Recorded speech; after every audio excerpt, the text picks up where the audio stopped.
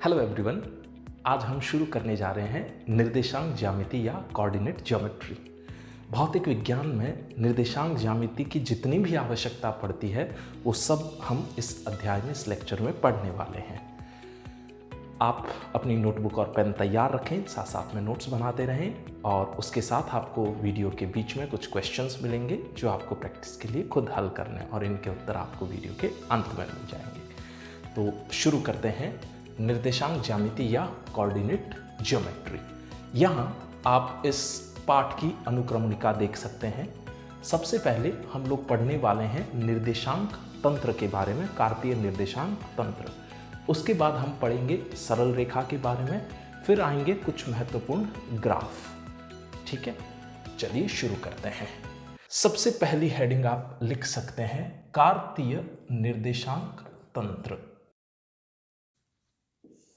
इस तरीके से हम निर्देशांक तंत्र को परिभाषित करते हैं। ये एक्स अक्ष है, ये वाई अक्ष है, ये दोनों अक्षें परस्पर लंबवत है। एवं जेड अक्ष जो है वो इस तरीके से बोर्ड के तल के लंबवत बाहर की तरफ आ रही है। ये एक्स थी, ये वाई, और जेड ऐसे बाहर आ रही है। अब चूंकि वो बाहर आती हुई जेड दिशा हम यहाँ हवा में तो बना नहीं सकते, तो उसको बनाने का एक तरीका है, हम बोर्ड के तल में उसको थोड़ा तिरछा दिखाते हैं। पर आप ये मान के चलें कि वो जेड अक्ष जो है वो बाहर आ रही है। कोई आपसे पूछे कि एक्स जेड तल कौन सा है, तो ये जो तल बनेगा वो बनेगा एक्स जेड तल। कोई आपसे पूछे एक्स वाई तल कौन सा है, तो एक्स वाई तल ये वाला बनेगा। और कोई अगर हमसे पूछे कि जेड वाई या वाई जेड तल कौन सा है, तो ये जो तल बनेगा वो वाई जेड या जेड वाई तल बनेगा। ठीक है, तो जेड अक्ष यहाँ ऐसे बाहर की तरफ आ रहा है, पर उसको निरूपित करते हैं तो ऐसे दिखाया जाता है। वास्तव में ये z बाहर की तरफ आ रहा है। भौतिक विज्ञान में अगर कोई अक्ष अंदर की तरफ जा रही हो तल के लंबवत, तो उसको इस तरीके से क्रॉस से दिखाया जाता है। और यदि कोई अक्ष बाहर की तरफ आ रही हो तो उसको इस तरीके से डॉट से दिखाया जाता है। ये कैसे लिया जाता है, जैसे आप कोई तीर माने और वो तीर आपकी तरफ आ रहा हो, तो आपको उस तीर का ये नुकीला वाला भाग दिखाई देगा, यानी कि डॉट दिखाई देगा। तो ये z अक्ष अगर बाहर की तरफ आ रही हो तो इसको एक डॉट से भी आप ऐसे दिखा सकते हैं। और तीर अगर बोर्ड के अंदर की तरफ जा रहा हो तो आपको उसका पिछला भाग दिखाई देगा, वो हम क्रॉस से निरूपित कर सकते हैं। ठीक है, मान लीजिए एक बार के लिए हम लोग XY तल में बात करें। ये जो नीले कलर से हम बना रहे हैं ये XY तल है। इस XY तल में हमने कोई बिंदु ले लिया कहीं पे, पॉइंट P। इस पॉइंट P के जो निर्देशांक हैं वो हैं x, y। तो x को नाम दिया जाता है भुज और y को नाम दिया जाता है कोटि। ये दोनों नाम अपने को याद रखने हैं। x को कहा जाता है भुज और y को कहा जाता है कोटि। ये जो निर्देशांक तंत्र हम बना रहे हैं ये दाहिने हाथ के नियम का पालन करते हैं। जो कार्तीय निर्देशांक तंत्र हमने अभी बनाया ये दाहिने हाथ के नियम का पालन करते हैं। अभी समझते हैं दाहिने हाथ का नियम क्या है। ध्यान रखें, अगर वो पालन नहीं कर रहा हो तो वो निर्देशांक तंत्र हमारे लिए उपयोगी नहीं होगा। भौतिक विज्ञान में हम जितने भी कार्तीय निर्देशांक तंत्र लेंगे वो दाहिने हाथ के नियम का पालन करेंगे। दाहिने हाथ के नियम का मतलब ये है, अगर मैं ये राशियां लिखूं कहीं x, y और z, तो दाहिने हाथ की उंगलियों को आपने x की तरफ रखा और आपने उनको y की तरफ मोड़ा, तो जो अंगूठा है वो z की तरफ आना चाहिए। अगर आपने दाहिने हाथ की उंगलियों को x की तरफ रखा और उनको y की तरफ मोड़ा, तो जो अंगूठा है वो z की तरफ आना चाहिए। इस तरीके से जो नियम का पालन होता है उसको हम नाम देते हैं दाहिने हाथ का नियम। ये और भी चीज़ों के लिए सत्य है, जैसे आप अगर अपने दाहिने हाथ की अंगुलियों को y की तरफ रखें और फिर उनको z की तरफ मोड़ें तो अंगूठा आपको x की दिशा देगा, धनात्मक x की दिशा। देखिए कैसे, y की तरफ आपको अपनी अंगुलियां रखनी है दाहिने हाथ की, तो ये रहा y, दाहिने हाथ की अंगुलियां y की तरफ। z हम बात कर चुके हैं इस तल के लिए बाहर आ रहा है, तो इन अंगुलियों को आप बाहर की तरफ मोड़ें। दाहिने हाथ की अंगुलियां y की तरफ रखी और फिर उन अंगुलियों को आपने बाहर की तरफ मोड़ा। देखिए अंगूठा कौन सी दिशा में जा रहा है, अंगूठा धनात्मक एक्स अक्ष की दिशा में जा रहा है। ये कार्तीय निर्देशांक तंत्र बिल्कुल सही है क्योंकि ये दाहिने हाथ के नियम का पालन कर रहा है। ठीक है, एक और तरीके से इसको चेक कर सकते हैं। मान लीजिए आप Z की तरफ अपनी अंगुलियां रखें दाहिने हाथ की और फिर उनको X की तरफ मोड़ें, तो जो अंगूठा है वो धनात्मक Y दिशा में जाना चाहिए। फिर से कोशिश करते हैं, Z की तरफ इस बार हमें अंगुलियां रखनी है। जो Z है वो तो ऐसे बाहर आ रहा है तल से, तो Z की तरफ रखी मैंने दाहिने हाथ की उंगलियां। अब क्या ये उंगलियां प्राकृतिक रूप से X की तरफ मुड़ सकती है? सोचें जरा, ये उंगलियां क्या ऐसे X की तरफ अपने आप मुड़ पाएगी? नहीं मुड़ पाएगी। इसका मतलब हाथ रखने की दिशा को परिवर्तित करना पड़ेगा। ये हाथ सही दिशा में नहीं रखा गया है। ये बात समझ में आ रही है? ठीक है, अब इसको और कैसे रख सकते हैं? ये Z था, Z की तरफ हमने अपनी उंगलियां रखनी है ऐसे, यूं। ठीक, क्या अब ये X की तरफ मुड़ पा रही हैं? Z की तरफ अगर आप ऐसे उंगलियां रखें क्षैतिज में, तो क्या ये X की तरफ मुड़ पाएगी? Z ऐसे बोर्ड के तल से बाहर, ये X की तरफ नेचुरली नहीं मुड़ पाएगी। ये दिशा भी ठीक नहीं है। अब क्या संभावना बचती है? ध्यान दें, ये Z है और मैं दाहिने हाथ की उंगलियां ऐसे रख रहा हूं, दाहिने हाथ की उंगलियां Z की तरफ ऐसे।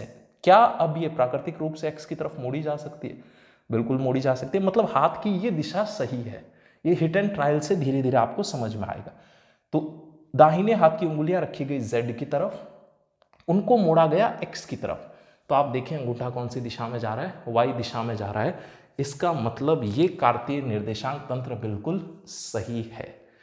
गलत निर्देशांक तंत्र कैसे? जैसे मान लीजिए हमने फिर से एक कार्तीय निर्देशांक तंत्र बनाया। इस बार X यहाँ, Z यहाँ और Y यहाँ ले लिया। हालांकि तीनों भुजाएं परस्पर लंबवत हैं, X, Y और Z तीनों अक्ष एक दूसरे के लंबवत होती है, पर इसमें इस नियम का पालन नहीं हो पाएगा। तो इस तरह का निर्देशांक तंत्र हम उपयोग में नहीं लेंगे। ठीक है, ध्यान रखिए, भौतिक विज्ञान में हम वही निर्देशांक तंत्र, वही कार्तीय निर्देशांक तंत्र उपयोग में लेंगे जो दाहिने हाथ के नियम का पालन करे। इस बिंदु को कहा जाता है मूल बिंदु O। मूल बिंदु के जो निर्देशांक हैं वो हम लेते हैं 0,0,0। यहाँ पे x अक्ष का भी मान 0, y का भी मान 0 और z का भी मान 0। ठीक है, भुज का जो तात्पर्य है वो है y अक्ष से दूरी। अगर किसी सवाल में आपसे पूछा जाए y अक्ष से दूरी ज्ञात करो, तो इसका मतलब आपको भुज ज्ञात करना है। और कोटि का जो तात्पर्य है वो है x अक्ष से दूरी। जैसे अगर बिंदु P पे देखा जाए तो x अक्ष से दूरी तो ये लाल वाली रेखा ही देगी, और ये रेखा जो है वो y निर्देशांक के द्वारा अपन प्राप्त कर सकते हैं। ऐसे ही कोई पूछे y अक्ष से ये बिंदु कितना दूर है, तो y अक्ष से दूरी ज्ञात करने के लिए आप इस तरह की लाइन बनाएंगे, और इस लाइन के लिए आपको x निर्देशांक की आवश्यकता होगी। यानी कि अगर y अक्ष से दूरी पूछी जाए तो आपको x निर्देशांक चाहिए, और x निर्देशांक को हम कहते हैं भुज। ठीक है, चलिए इसको एक उदाहरण की सहायता से समझते हैं। जैसे एग्जाम्पल नंबर 1, यहाँ पे मैं सिर्फ XY तल बना रहा हूँ, ये x और ये है y, और यहाँ मैंने कोई बिंदु ले लिया P 3,4। ठीक है, ये ओरिजिन है, ये मूल बिंदु है। अब सवाल आपसे पूछ रहा है कि भुज ज्ञात करें, कोटि ज्ञात करें। आप अपने उत्तर कमेंट बॉक्स में लिखें, बहुत आसान सी चीज़ें हैं। x अक्ष से लंबवत दूरी ज्ञात करें, और ऐसे ही y अक्ष से लंबवत दूरी ज्ञात करें। आप अपने उत्तर कमेंट बॉक्स में लिखें, मैं ये सारे उत्तर यहाँ लिख देता हूँ। भुज यहाँ पे जो है वो आपको दे रखा है 3। जो x निर्देशांक है उसको हम भुज मानते हैं, और y निर्देशांक को हम कोटि बोलते हैं। कोटि का मान है 4। एक्स अक्ष से लंबवत दूरी, ये रही एक्स अक्ष, और इससे लंबवत दूरी का मतलब हमें इस दूरी की आवश्यकता है, और ये दूरी दी जाएगी वाई निर्देशांक से, और वाई निर्देशांक तो हमें पता है कितना है, 4। अगला सवाल है वाई अक्ष से लंबवत दूरी। तो वाई अक्ष से अगर आप लंबवत दूरी ज्ञात करना चाहें तो ये लाल वाली लंबवत दूरी बनेगी, और इसके लिए हमें एक्स अक्ष की आवश्यकता पड़ेगी, यानी कि ये उत्तर आएगा 3। अब अगर ये मान सेंटीमीटर में दिया हो तो सब जगह यहाँ आप सेंटीमीटर सेंटीमीटर सेंटीमीटर लिख लें। अगर ये निर्देशांक आपको मीटर में दिए गए हो तो आप सब जगह यहाँ पे मीटर मीटर मीटर लिख सकते हैं। आई बात समझ में? यहाँ तक आप चीज़ें लिखें, फिर अपन आगे बढ़ेंगे।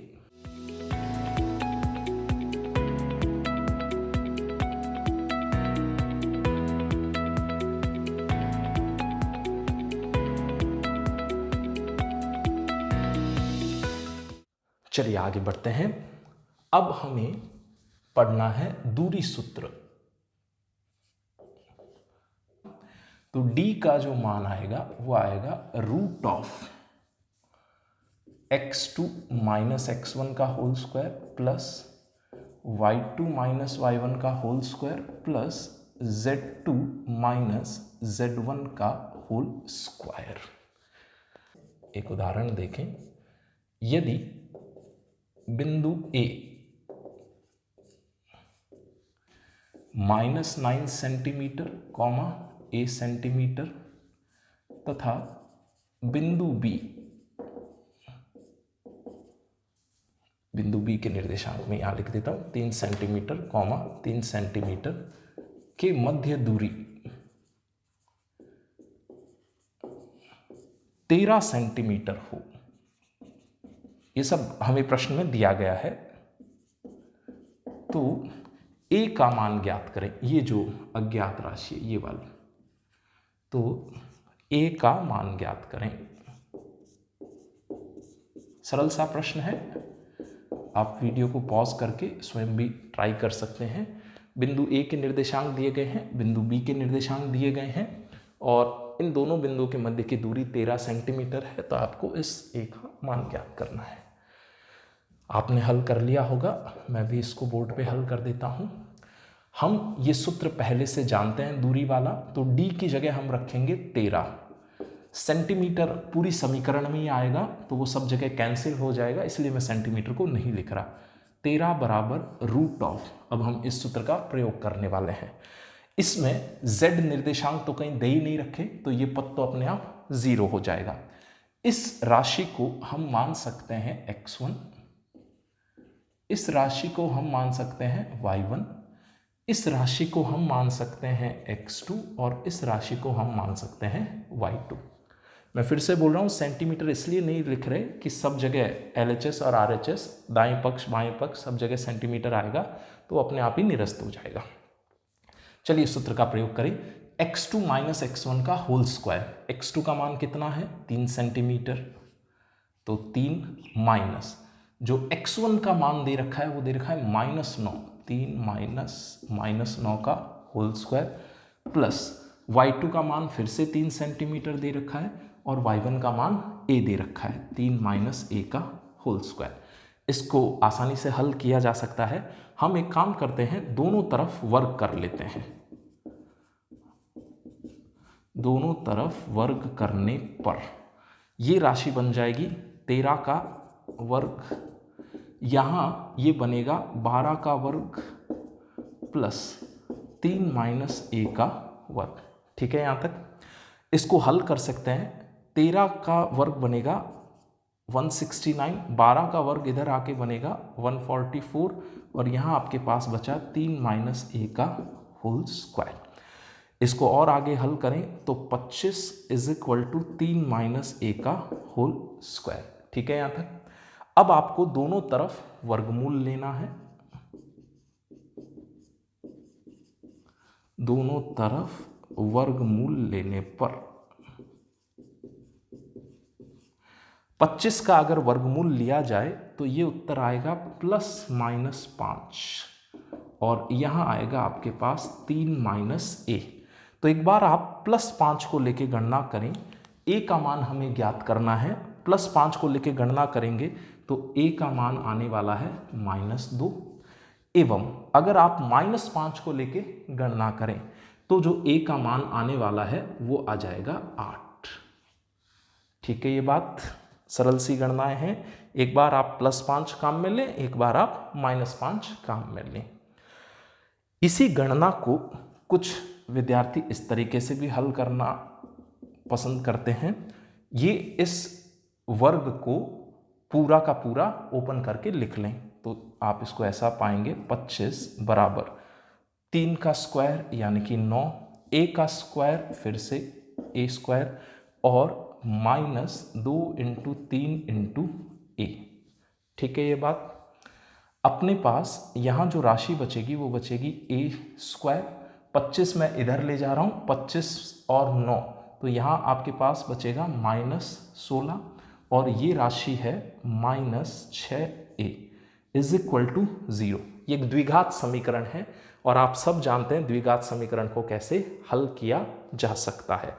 इसको मैं फिर से लिख रहा हूँ, a स्क्वायर -6a को अगर मैं ऐसा लिख दूँ -8a + 2a, इसमें कोई बुराई नहीं है, -8a में 2a जोड़ा जाए तो वो -6a बन जाएगा। इसको अब आसानी से हल किया जा सकता है। यहाँ से मैं a कॉमन ले रहा हूँ तो अपने पास बचेगा a -8, यहाँ से 2 कॉमन लिया इन पदों से तो यहाँ आपके पास बचेगा a -8 इज इक्वल टू 0। अब आप जानते हैं ये राशि बची a + 2 और a -8 इज इक्वल टू 0। अगर आप इस समीकरण को हल करें तो आपको फिर से यही वाले मान प्राप्त हो जाने हैं। ठीक है, ये बात। गणना का ये हिस्सा काफी महत्वपूर्ण है।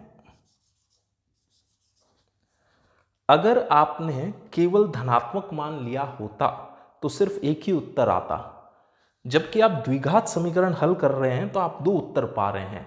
तो आपको यहाँ इस तरीके से वर्गमूल लेते वक्त बहुत सावधानी रखनी है कि यहाँ दोनों चिन्ह आएंगे, प्लस या माइनस। कुछ बच्चे हड़बड़ी में गड़बड़ कर देते हैं, वो केवल एक चिन्ह लेके गणना कर देते हैं। ये बहुत ही महत्वपूर्ण भाग है इसका।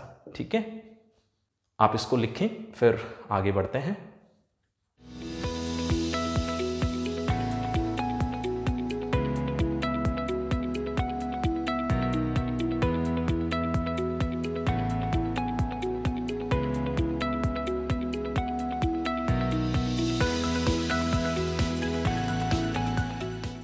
अगला टॉपिक है सरल रेखा की ढाल। तो हेडिंग लिखें आप। ढाल का आशय है झुकाव से। हमारे पास मानिए कि ये कोई कार्तीय निर्देशांक तंत्र है, ये x है और ये y है। यहां से गुजरने वाली कोई एक सरल रेखा इस प्रकार बनाई गई है। ये सरल रेखा धनात्मक x अक्ष से थीटा कोण बना रही है। मानिए कि ये जो बिंदु है इसके निर्देशांक हैं x1, y1। ठीक है, इस वाले बिंदु के निर्देशांक है x2, y2। हमें सरल रेखा की ढाल ज्ञात करनी है।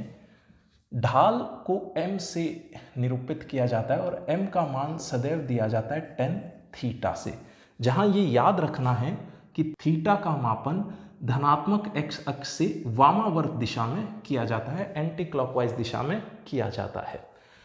अब tan थीटा का मान ज्ञात करना यहाँ बहुत आसान है। आप एक त्रिभुज की परिकल्पना कर सकते हैं, समकोण त्रिभुज।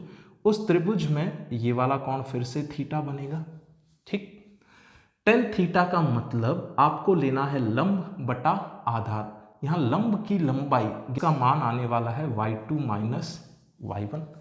इसी तरीके से आधार की जो लंबाई है वो बनने वाली है x2 - x1, क्योंकि ये निर्देशांक था x2 और ये निर्देशांक था x1, ये निर्देशांक था y2 और ये निर्देशांक था y1। यानी कि ढाल का एक सूत्र लिखा जा सकता है y2 - y1 बटा x2 - x1, या इसी सूत्र को पुस्तकें ऐसा भी लिखती है del y बटा del x। यहाँ एक चीज ध्यान रखने योग्य है, x, y अक्ष समान पैमाने पर हैं। ऐसा नहीं कि यहाँ भागों की संख्या छोटी हो वहाँ भागों की संख्या बड़ी हो, समान पैमाना x और y अक्ष पे हमें काम लेना है। अब सरल रेखा की ढाल जो m है उसके कोई से भी मान हो सकते हैं। ये माइनस अनंत भी हो सकती है, ये प्लस अनंत भी हो सकती है, ये शून्य भी हो सकती है, ये धनात्मक भी हो सकती है और ये ढाल ऋणात्मक भी हो सकती है। क्योंकि टेन थीटा की परास हम जानते हैं, टेन थीटा का मान माइनस अनंत से लेके प्लस अनंत तक कहीं भी कुछ भी हो सकता है। अगर सरल शब्दों में समझना चाहें तो सरल रेखा की ढाल का आशय, सरल रेखा की ढाल का आशय धनात्मक x अक्ष से झुकाव से है।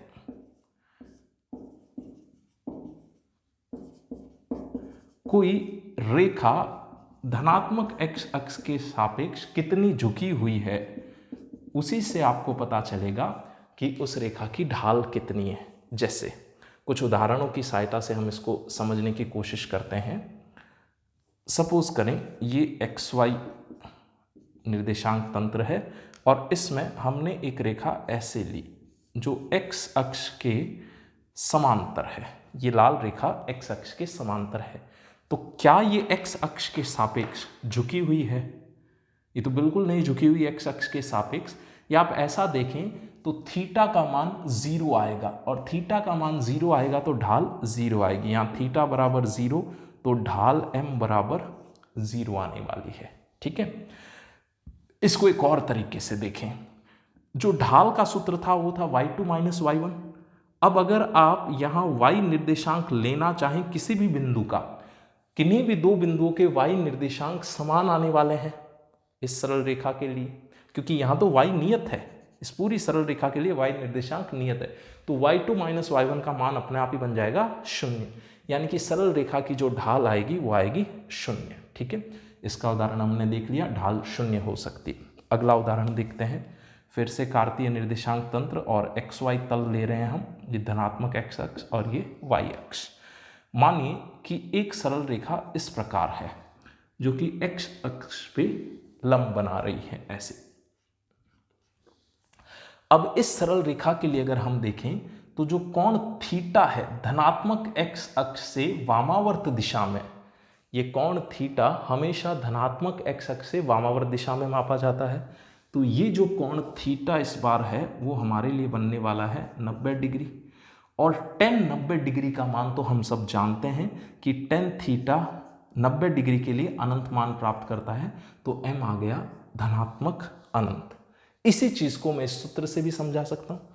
इस पूरी लाल सरल रेखा के लिए x निर्देशांक तो नियत है और जब आप x2 माइनस x1 लेंगे तो इन दोनों का मान समान होने के कारण यहाँ 0 आएगा, तो y2 माइनस y1 बटा 0, तो ये राशि अनंत बनेगी, इसलिए ढाल अनंत आएगी। अगला उदाहरण लेते हैं। मान लीजिए कि हमारे पास कोई एक सरल रेखा इस प्रकार से है और ये कोण थीटा वामावर्त दिशा में ऐसा मापा गया है। इस सरल रेखा के लिए अगर आप थीटा का मान देखें तो वो 90 से बड़ा है या 90 से छोटा। पहली चीज, थीटा प्रथम चतुर्थांश में है और धनात्मक मापन किया जा रहा है और थीटा 90 से छोटा है। थीटा अगर 90 डिग्री से छोटा हो तो tan थीटा का मान धनात्मक आता है, इसका मतलब यहां आने वाली ढाल धनात्मक होगी। इस रेखा का x अक्ष के सापेक्ष जो झुकाव है वो धनात्मक माना जाएगा। अगला उदाहरण लेते हैं, फिर से x और y, और इस बार हमने एक रेखा ऐसे ली। इस रेखा के लिए ये जो कोण है ये कोण थीटा बन रहा है धनात्मक x अक्ष के सापेक्ष। इस बार थीटा का मान 90 से बड़ा है। थीटा का मान यदि 90 से बड़ा हो तो m का जो मान आएगा, ढाल का जो मान आएगा वो ऋणात्मक आएगा। ठीक है, इन चीज़ों को समझने की कोशिश करें। अगर मान लीजिए ये हाथ ऐसे है तो बताइए, और x अक्ष इस तरीके से जा रही है ऐसे, x अक्ष इन मार्कर की दिशा में यूं x अक्ष है और आपका हाथ अगर ऐसे हो तो इस हाथ की ढाल कितनी होगी? कमेंट बॉक्स में लिखें फटाफट। इस परिस्थिति में ढाल का मान आएगा 0। फिर मैंने हाथ को ऐसे किया, ये एक्स अक्ष ऐसे जा रही है। अब ढाल का मान केवल आप चिन्ह बता दें, उससे अपना काम बन जाएगा। अब ढाल आएगी धनात्मक, क्योंकि एक्स अक्ष के सापेक्ष जो कोण बन रहा है वो 90 से छोटा है और कोण का मापन वामावर्त दिशा में किया जा रहा है।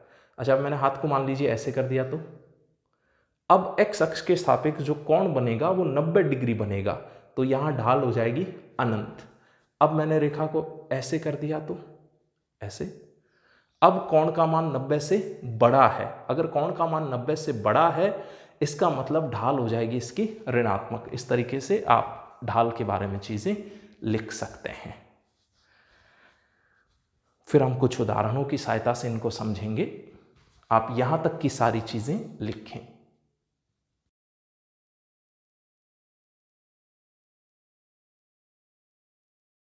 एग्जाम्पल नंबर 1, ये एक XY तल है और इस XY तल से मानिए कि कोई रेखा ऐसे गुजर रही है।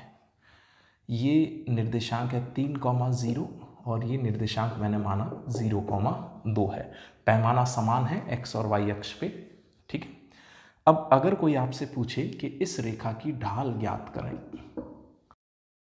आसान सी गणना है, आप किसी भी तरीके से ज्ञात कर सकते हैं। पहला तरीका आप थीटा से ज्ञात करें, दूसरा तरीका आप y2 माइनस y1 और x2 माइनस x1 का अनुपात लें। मैं इसको मान रहा हूँ x1, इसको मान रहा हूँ y1, इसको माना x2 और इसको माना y2, ठीक है। ये निर्देशांक हमें दे रखे हैं।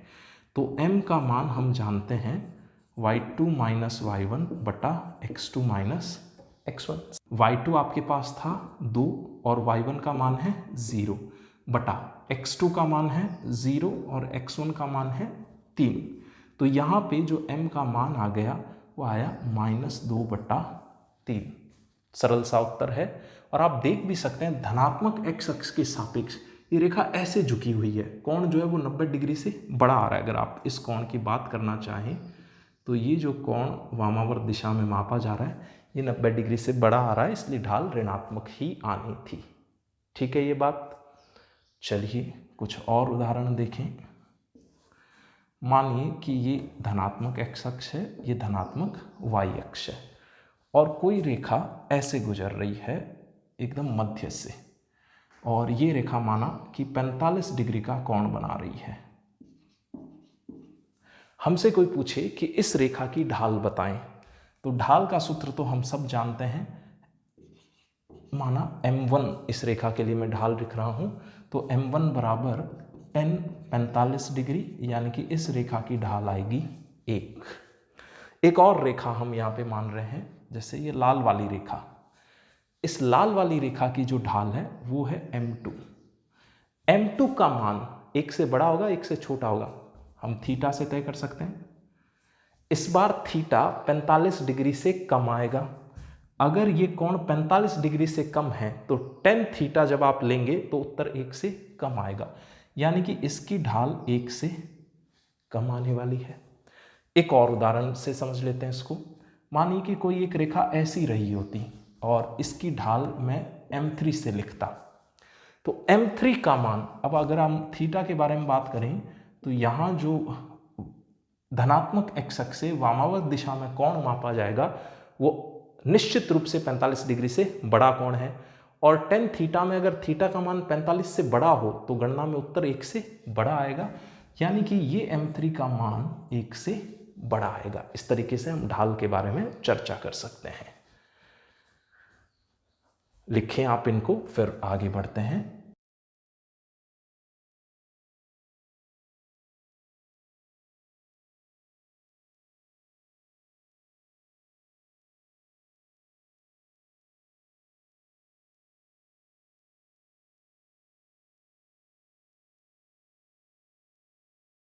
अगला उदाहरण, धनात्मक x अक्ष, धनात्मक y अक्ष, और मानिए कि कोई रेखा यहाँ से 135 डिग्री का कोण चित्रानुसार बना रही हो। सवाल फिर से वही है, हमें ढाल का मान ज्ञात करना है। उत्तर भी बहुत सरल है। हम जानते हैं ढाल m बराबर लिखा जाएगा धनात्मक x अक्ष से वामावर्त दिशा में मापा गया कोण। तो m बराबर आएगा 10 135 डिग्री। 10 135 का मान हमने पिछले लेक्चर में सीख रखा है कैसे निकाला जाता है। आपको याद है ASTC नियम, व्यापक कोण, तो वहाँ से 10 135 की अगर आप गणना करें तो वो उत्तर आता है -1। इसी चीज़ को एक और तरीके से भी हल किया जा सकता है। देखें कैसे। ये वाला जो कोण है, ये वाला कोण, ये कितना बचा 45 डिग्री। तो क्या मैं 10 135 को ऐसा लिख सकता हूं 180 - 45। अब 10 1 पाई रेडियन माइनस थीटा, याद है ASTC रूल, स्टेप 1 स्टेप 2। ये जो कोण है कौन से चतुर्थांश में आ रहा है, द्वितीय चतुर्थांश में। द्वितीय चतुर्थांश में 10 फलन का मान ऋणात्मक होता है, यानी कि अंतिम उत्तर ऋणात्मक आने वाला है। फिर अगर ऐसा लिखा हो 10 n यहाँ पे 1 है, पाई रेडियन प्लस या माइनस थीटा, तो उसका उत्तर आता है थीटा का समान त्रिकोणमितीय फलन, यानी कि यहां लिखा जाएगा 10 45। और इसका भी उत्तर हम जानते हैं, 10 45 का मान 1 और एक माइनस चिन्ह पहले से वहां आगे पड़ा है। ठीक है ये बात। चलिए कुछ और उदाहरण देखें। मानिए कि ये XY तल है और इसमें आपको इस तरीके से कोई वक्र दिया गया है। इस वक्र पे एक बिंदु हमने यहाँ पे लिया, P1 नाम दिया उसको, और उस पे स्पर्शज्या ऐसे बनाई, एक टेंजेंट बनाई। तो यहाँ कुछ कोण बनेगा, यहाँ कुछ ढाल मिलेगी, ये ढाल अपन M1 लिख लेंगे। ऐसे ही हमने यहाँ पे एक और बिंदु लिया और उसके लिए हमने स्पर्शज्या बनाई। स्पर्शज्या का मतलब होता है एक रेखा जो एक बिंदु पे छुए। ये लाल वाली रेखा इस वक्र को एक बिंदु पे छू रही है, ठीक ऐसे ही ये नीली रेखा भी इस वक्र को किसी एक बिंदु पे छू रही है। वो बिंदु हम मान रहे हैं P2, और यहाँ जो ढाल मान रहे हैं वो मान रहे हैं M2। अब हमें तुलना करनी है M1 और M2 की। तुलना करना आसान है। धनात्मक x अक्ष से ये रेखा जो कोण बना रही है वो हमने मान लिया θ1। ये जो रेखा कोण बना रही है वो हमने माना θ2। चित्र से देख के आप बता सकते हैं कौन बड़ा है कौन छोटा है θ1 θ2 में से। बहुत आसान सी चीज है। हम बोल सकते हैं कि यहाँ पे θ1 का मान जो है वो θ2 से छोटा है। चित्र से ही पता चल रहा है ये। इसका मतलब tan θ1 tan θ2 से छोटा होगा, और अगर tan θ1 छोटा है इसका मतलब ढाल M1 का मान M2 से छोटा आने वाला है। अच्छा, यहां M1 धनात्मक है या ऋणात्मक? हम देख सकते हैं कि थीटा 90 डिग्री से छोटा है, और प्रथम चतुर्थांश में tan थीटा का मान आने वाला है धनात्मक। इसका आशय ये है कि यहाँ M1 भी पॉजिटिव है और यहाँ M2 भी पॉजिटिव है। दोनों ढाल ही यहाँ पर धनात्मक है। कोई आपसे पूछे M1 M2 का गुणन, तो दोनों ही धनात्मक राशियां, तो M1 M2 का गुणनफल भी धनात्मक आएगा, यानी कि 0 से बड़ा आएगा। इस तरह का फलन कहलाता है सतत वर्धमान फलन। ये लगातार फलन अपनी वैल्यू को, अपने मान को बढ़ाता जा रहा है। सतत वर्धमान फलन। भौतिक विज्ञान में बाद में हमें इस तरह की गणनाओं की जरूरत पड़ती है।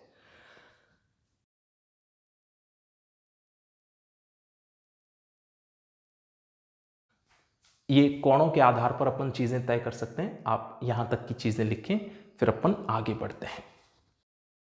एक और उदाहरण लेते हैं ढाल को समझने के लिए। दिए गए बिंदुओं पर आपको ढाल ज्ञात करनी है, और मैं आपको एक वक्र दे रहा हूं। इतने बिंदुओं पे आपको ढाल का मान ज्ञात करना है। MA, MB, C, MO, MD, ME, ये हमें पता करना है। सिर्फ चिन्ह बताना है, धनात्मक, ऋणात्मक या 0, जो भी आए। वीडियो को पॉज करके आप खुद गणना करें। सिर्फ चिन्ह लिखना है, अपने उत्तर कमेंट बॉक्स में लिखें। दिए गए वक्र के लिए विभिन्न बिंदुओं पे ढाल के चिन्ह लिखें। धनात्मक, ऋणात्मक, 0। चलिए, सबने गणना कर ली होगी, मैं भी गणना कर देता हूँ। हमें पता है कि ढाल का मान ज्ञात करने के लिए हम चेक करते हैं धनात्मक एक्स अक्ष से कितना झुकाव है। ओ पे अगर आप एक स्पर्श रेखा बनाएं तो ये धनात्मक एक्स अक्ष से इस तरीके से झुकी है। आपको याद है, ये एक्स अक्ष हो धनात्मक और रेखा ऐसे झुकी हुई हो, तो जो tan थीटा का मान आता है वो धनात्मक आता है, क्योंकि थीटा 90 डिग्री से छोटा है। इसका मतलब MO का मान आने वाला है धनात्मक। बिंदु ए पे बात करें तो स्पर्श रेखा ऐसे है। क्या इसका एक्स अक्ष के सापेक्ष कोई झुकाव है? ये अगर एक्स अक्ष है और रेखा ऐसे है तो दोनों में कोई झुकाव नहीं है। इसका मतलब इसकी ढाल आने वाली है 0, 0।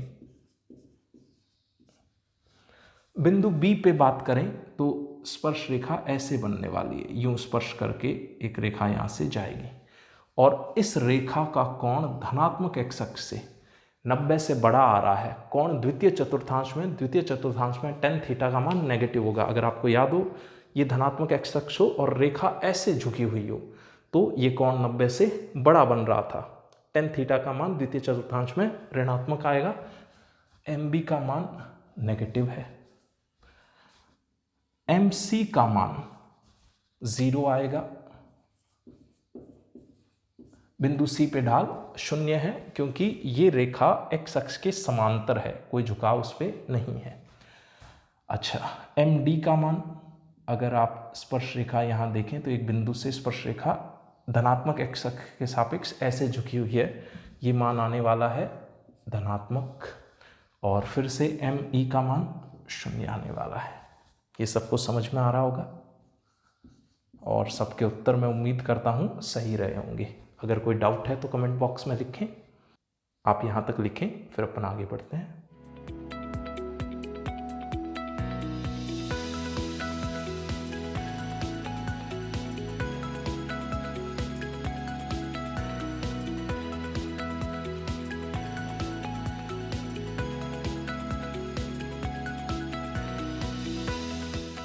अगला टॉपिक है सरल रेखा।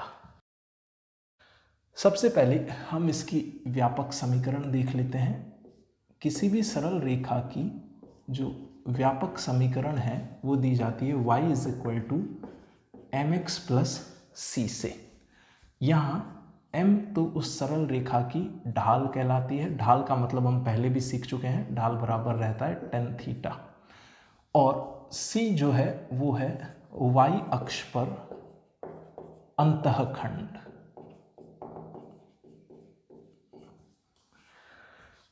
इसको कुछ उदाहरणों की सहायता से समझने की कोशिश करते हैं। जैसे ये अगर XY तल हो और उसमें से एक रेखा ऐसे जा रही हो, मूल बिंदु को काटते हुए लाल वाली सरल रेखा जा रही है, तो ये रेखा Y अक्ष पे कोई अंतःखंड नहीं बना रही है। यानी कि इससे अगर हम तुलना करें तो इस रेखा के लिए C तो 0 है और इस रेखा के लिए जो ढाल है उसके लिए आप थीटा का मान देखें तो वो प्रथम चतुर्थांश में 90 से छोटा है। प्रथम चतुर्थांश में थीटा 90 से छोटा तो tan थीटा का मान आएगा धनात्मक। यानी कि इस रेखा के लिए m जो है वो पॉजिटिव है। ठीक बात है। ये इस तरह की रेखाएं आप कहाँ पढ़ेंगे? कई बार भौतिक विज्ञान में आप ऐसा फलन देखेंगे F = 5x। मान लीजिए उदाहरण के लिए आपने भौतिक विज्ञान में बल का कोई इस तरह का फलन देखा, तो उस फलन का जो वक्र बनेगा वो ऐसा बनेगा। ये x है, ये F है और वो वक्र कुछ ऐसे जा रहा होगा। जब x का मान 1 रहा होगा तो बल का मान 5 रहा होगा। इस तरीके से आपको वास्तव में भौतिक विज्ञान में आवश्यकता पड़ेगी। अगला उदाहरण देखते हैं। रेखा है वो यहां से ऐसे जा रही है, इस प्रकार से। ये सरल रेखा है, लाल वाली सरल रेखा। अब इसके लिए अगर आप देखें तो C का मान फिर से 0 है, लेकिन थीटा धनात्मक एक्स अक्ष से मापे तो वो द्वितीय चतुर्थांश में आ रहा है और द्वितीय चतुर्थांश में tan थीटा का मान ऋणात्मक आएगा। यानी कि यहाँ m का मान ऋणात्मक आने वाला है। इसका भी मैं आपको एक उदाहरण देता हूँ। भौतिक विज्ञान में हमें कहाँ इसकी आवश्यकता पड़ेगी? भौतिक विज्ञान में कई बार आप इस तरह की समीकरण देखेंगे F = -2x। ये समीकरण उपयोग में आएगी जब आप स्प्रिंग बल का मापन करेंगे। अभी नहीं पढ़ना है, बस जानकारी के लिए बता रहा हूँ। स्प्रिंग बल के सूत्र कुछ इस तरीके से दिए जाएंगे, और अगर मान लो ऐसा कोई सूत्र अपने को दे रखा है तो उसका जो वक्र बनेगा वो बना लेते हैं x, ये है f, और ग्राफ कुछ ऐसे आएगा, इस तरीके का ग्राफ जो मूल बिंदु को काटते हुए जाएगा। ठीक है, अगर x का मान -1 हो तो f का मान 2 आएगा, ये रहा f का मान 2, x का मान अगर -1 है तो f का मान 2 आ जाएगा। इस तरीके से अपन ग्राफ बना सकते हैं। ठीक है, चलिए अगला उदाहरण लेते हैं। इस सरल रेखा के लिए आप पहचानें कि m और c के मान, ये सरल रेखा इस प्रकार से कौन बनाएगी, धनात्मक x अक्ष से, यानी कि इसका m आने वाला है ऋणात्मक, और इसका c ये बनेगा y अक्ष पर अंतःखंड, ये आएगा धनात्मक। ऐसे समीकरण हम कहाँ पढ़ने वाले हैं, कई बार आपको इस तरह के उदाहरण मिलेंगे जब आप गतिकी वाला पाठ पढ़ेंगे, जैसे v बराबर -3t+2, ये किसी कण का वेग दिया गया है, तो इस वेग को अगर आपको ग्राफ पेपर पे निरूपित करना हो, यहाँ आप v लें, यहाँ पे आप t लें। जब आप t बराबर 0 रखें, समय जब 0 हो, तो v का मान होना चाहिए 2। ठीक है ये बात। अच्छा, फिर इस रेखा की जो ढाल है वो आएगी ऋणात्मक, तो ग्राफ जो है वो रेखा का वो कुछ इस तरीके से जाएगा। समय के किसी एक मान पे वेग का मान 0 हो जाएगा, वो मान भी आप आसानी से ज्ञात कर सकते हैं। t बराबर 2/3 सेकंड रख के देखें, अगर आप t का मान 2/3 रखें तो 3 से 3 निरस्त हो जाएगा, -2 + 2 मिलके 0 हो जाएगा। तो गतिकी में अगर आप इस तरह की समीकरण देखें तो उसका ग्राफ ऐसा बनता है। ठीक है, ये और उदाहरण देखते हैं। आप ये सारे अलग अलग उदाहरण अपनी नोटबुक में लिख सकते हैं। ये एक उदाहरण था, ये एक अलग उदाहरण है, और ये अपने आप में एक अलग उदाहरण है। इन सब अलग अलग उदाहरणों को आप अपनी नोटबुक में लिख सकते हैं। यहाँ जगह है तो मैं एक और उदाहरण ले लेता हूँ। मानिए कि ये x अक्ष और ये है y अक्ष, और इस बार जो ग्राफ बन रहा है वो कुछ ऐसे जा रहा है, यूं इस प्रकार का ग्राफ है हमारे पास। तो इस ग्राफ के लिए अगर आप थीटा का मापन करें तो वो थीटा फिर से द्वितीय चतुर्थांश में, यानी कि m का मान इस बार भी आएगा ऋणात्मक, पर इस बार जो c है y अक्ष पर अंतःखंड है वो नीचे काटा गया है, तो c का मान भी आएगा ऋणात्मक। कैसे इसकी समीकरण बनेगी, एक उदाहरण से अगर आप इसको देखना चाहें, मान लीजिए गतिकी वाले पाठ में फिर से आपको वेग ऐसा दिया जाए -5t - 10, ऐसे कोई समीकरण आपको दी जाए तो उसका ग्राफ ऐसा बनेगा। t मैंने यहाँ x अक्ष पे लिया है और v यहाँ पे लिया है। जब t बराबर 0 है, t बराबर 0 है, तो जो वेग का मान है वो हमें दे रखा है -10। ये बात सबको समझ में आती है, t बराबर 0 पर वेग का मान -10 है, तो एक निर्देशांक तो आपको यहाँ मिल गया। और अगर आप t बराबर यहाँ पे -2 सेकंड ले लें, क्या t -2 हो सकता है? क्या समय का मान ऋणात्मक हो सकता है? हाँ, हो सकता है। ये वो मान है जब आपने ऑब्जर्वेशन शुरू किया उससे पहले का समय जो है वो ऋणात्मक, जैसे आपने 10 बजे ऑब्जर्वेशन शुरू किया तो 9:30 बजे का जो समय है वो आप ऋणात्मक लेंगे। t नेगेटिव हो सकता है, उसमें कहीं कोई दिक्कत नहीं है। t बराबर 0 भी हम मानते हैं, 0 के बाद का जो समय मानेंगे वो धनात्मक, और पहले वाला समय हम ऋणात्मक मान सकते हैं। अब हमारे पास दो निर्देशांक आ गए, दो बिंदु आ गए।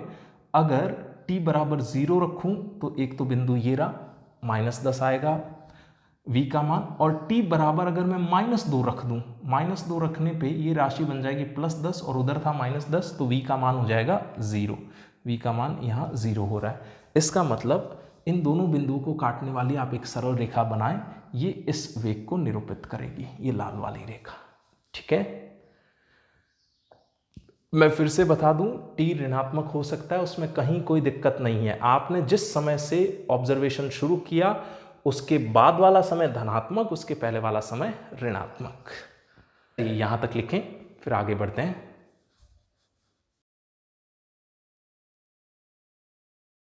अगला उदाहरण लेते हैं। इस रेखा के लिए अगर आप थीटा का मान देखें तो वो प्रथम चतुर्थांश में आ रहा है और थीटा 90 से छोटा है, यानी कि m का मान धनात्मक है और इसके लिए c का मान ऋणात्मक है। ये c बन रहा है इसके लिए। ठीक, उदाहरण इसका देख लेते हैं। जैसे कहीं आपको दिया जाए वेग का मान, आपको m धनात्मक चाहिए तो मैंने मान लिया 5t, और c ऋणात्मक चाहिए, मैंने मान लिया -2। इस तरह की कोई समीकरण अगर हमें बनानी हो तो देखिए कैसे बनाते हैं उसको। t यहाँ पे, v यहाँ पे। सबसे पहले t बराबर 0 रखा जाए, तो t बराबर 0 चुनने पे वेग का मान आ रहा है -2। ठीक है ये बात। अब t का एक और मान चुन लिया जाए। माना यहाँ पे आपने t का मान चुना है 2/5। t बराबर मैंने लिया 2/5। देखिए क्या होगा, 2/5 रखने से 5 से 5 निरस्त और 2 - 2 शून्य हो जाएगा। तो t बराबर 2/5 पे वेग का मान 0 हो जाएगा। तो जो वक्र है उसके लिए आपको 2 बिंदु मिल गए, सरल रेखा के लिए 2 बिंदु मिल गए। सरल रेखा कुछ इस प्रकार से गुजरने वाली है। ठीक है, ढाल धनात्मक है, y अंतखंड यहाँ पे ऋणात्मक है -2। आई बात समझ में? एक और उदाहरण से इसको देख लेते हैं। अगला उदाहरण, मानिए कि ये x अक्ष है, ये धनात्मक y अक्ष है और इस बार रेखा ऐसे जा रही है। ये वाली रेखा के लिए अगर आप कोण थीटा का मापन करें वो अभी भी प्रथम चतुर्थांश में 90 से छोटा ही आएगा। इसका मतलब m यहाँ पे धनात्मक है और यहाँ c का मान भी धनात्मक है, ये c बनेगा। ये y अक्ष पे अंतःछेद है और ये धनात्मक आएगा। इसका उदाहरण मैं आपको दूं तो इस तरीके से, अगर मान लो गतिकी वाले चैप्टर में हम वेग को माने v = 10t + 10, ऐसा कुछ लिखा हो। ग्राफ बनाना बहुत आसान है। t बराबर 0 पे जो वेग का मान है वो 10 आएगा। t बराबर -1 सेकंड पे आ जाए, क्या समय ऋणात्मक हो सकता है? बिल्कुल हो सकता है, कोई दिक्कत नहीं उसमें। ठीक है, हमारे मानने पे हैं चीज़ें। जिस वक्त से आपने ऑब्जर्वेशन शुरू किया उसको आप t बराबर 0 माने तो उसके पीछे का समय ऋणात्मक मान सकते हैं।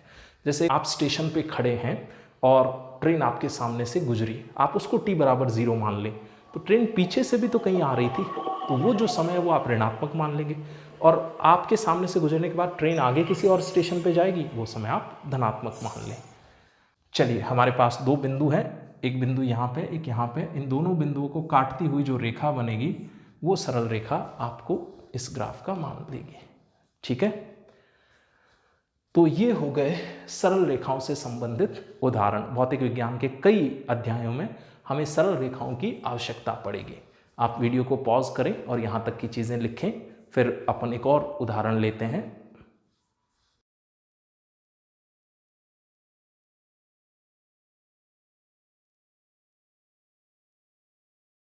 अगला प्रश्न आप बोर्ड पे देख सकते हैं। हमें इन 4 सरल रेखाओं की समीकरण ज्ञात करनी है। रेखा AB, रेखा BC, रेखा CD और रेखा DA। सूत्र भी बोर्ड पे है तो हल हम यहाँ लिख सकते हैं। बहुत आसान सी गणना है। जैसे रेखा AB के लिए गणना सबसे पहले हम करते हैं। ढाल निकालने की बात करें, इसको आप माने x1, इसको आप माने y1, इसको आप माने x2 और इसको आप माने y2। तो ढाल का सूत्र m बराबर y2 - y1 बटा x2 - x1। y2 का मान कितना है भाई? y2 है 0 और y1 है 1, x2 का मान 2 और x1 का मान 0। आ रही बात समझ में? तो ये ढाल आ गई -1/2। इसके बाद अंतरछेद, y अक्ष पे जो अंतरखंड है यानी कि c का मान है वो हम देख पा रहे हैं, c का मान है धनात्मक 1। व्यापक समीकरण हमें पता ही है, तो इसका मतलब रेखा ए बी के लिए हम क्या लिख पाएंगे, y बराबर -1/2x प्लस सी का मान कितना है 1। आगे ये बात सबको समझ में। अच्छा, ये ढाल एक और तरीके से भी निकालते हैं। ये आप ज्ञात करें, मान लो ये कोण बीटा हो तो क्या tan बीटा ज्ञात कर सकते हैं हम इस त्रिभुज में। ध्यान दें जरा, यहाँ पे tan बीटा कितना है। ये ढाल निकालने का मैं एक और तरीका बता रहा हूँ। जो m हमने गणना किया है, m बराबर ये tan बीटा यहाँ से ज्ञात कर सकते हैं। tan बीटा आएगा लंब बटा आधार। लंब है 1 और आधार है 2। ये बात समझ में आ गई। पर ढाल नेगेटिव आएगी, ये हम जानते हैं। इस रेखा की ढाल ऋणात्मक है तो मैंने ऋणात्मक चिन्ह बाहर लिख लिया और डायरेक्ट tan बीटा का मान लिख दूंगा। तो ये ढाल वैसे भी -1/2 ही आती। आपको जैसे अच्छा लगे आप वैसा कर सकते हैं। ठीक, अगली गणना हम करने जा रहे हैं रेखा BC के लिए। फिर से ढाल निकाली जाए। ढाल बराबर y2 - y1। रेखा BC के लिए जब गणना करेंगे तो मैं इन निर्देशांकों को x1 y1 मान लेता हूं और वो निर्देशांक हो गए x2 y2। तो y2 - y1 बटा x2 - x1। आपको जैसे अच्छा लगे आप वैसे गणना कर सकते हैं। y2 का मान है 0 -1, ये था y2, ये रहा y1। x2 है 2 और x1 है 0। तो ये ढाल आ गई 1/2। इसका y अंतरखंड ऋणात्मक है तो c बराबर -1। तो अब BC की समीकरण लिखना मेरे लिए बहुत आसान है। y बराबर 1/2x और c का मान है -1। आप चाहें तो इसको आगे हल कर सकते हैं या यहाँ भी छोड़ सकते हैं। ठीक है, बची हुई दोनों रेखाएं CD और DA मैं आपके लिए छोड़ रहा हूँ। हल करके आप उनके उत्तर कमेंट बॉक्स में लिखें।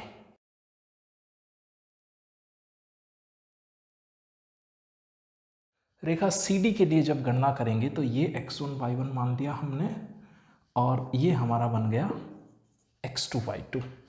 फिर से हम ढाल m यहाँ ज्ञात कर लेते हैं।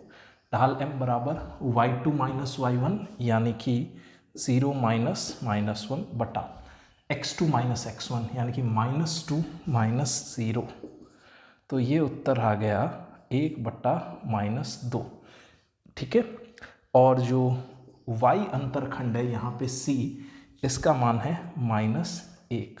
तो रेखा CD की जो समीकरण है वो समीकरण हमारे पास बनने वाली है y = -1/2x - 1। ठीक है ये बात। और अब आखिरी समीकरण भी लिख लेते हैं। आखिरी जो रेखा है वो है DA या AD, जो भी आप बोलना चाहें। DA रेखा के लिए हम ज्ञात करते हैं सबसे पहले। तो इस बार मैं इसको मान लेता हूँ x1 y1। कोई फ़र्क नहीं पड़ेगा, आप किसी एक को x1 y1 माने, किसी दूसरे को x2 y2 माने। तो m बराबर y2 - y1 यानी कि 0 - 1 y2 - y1 बटा x2 - x1 यहाँ पे है 0। तो ढाल का मान आ गया 1/2।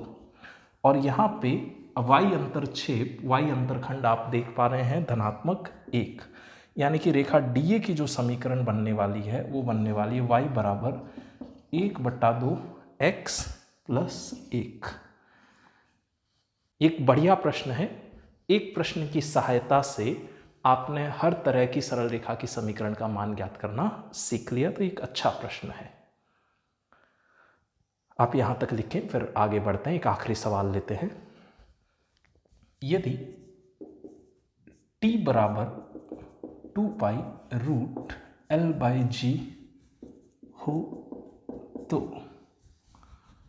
t एवं √L के मध्य वक्र बनाइए, ग्राफ बनाइए।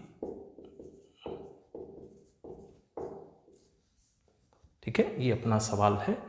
ये सूत्र आप पढ़ेंगे, जब आप पढ़ेंगे सरल दोलक, सिंपल पेंडुलम, उसके आवर्तकाल का ये सूत्र दिया जाता है। अभी के लिए मान के चलें कि ऐसा कोई सूत्र होता है।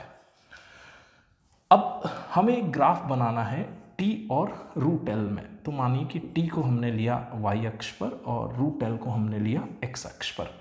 यहाँ जी जो है वो गुरुत्वीय त्वरण है। सरल दोलक के लिए प्रयोगशाला में गुरुत्वीय त्वरण जी नियत लिया जा सकता है, पाई भी नियत है और टू भी नियत है। तो इन सारे नियतांकों को अगर मैं हटा दूं तो हल करने के लिए हम एक बात लिख सकते हैं कि टी जो है वो रूट एल के समानुपाती है। ये बात सबको समझ में आ रही है? अगर टी रूट एल के समानुपाती है तो इसका जो ग्राफ बनेगा वो एक सरल रेखा का ग्राफ बनेगा। क्यों?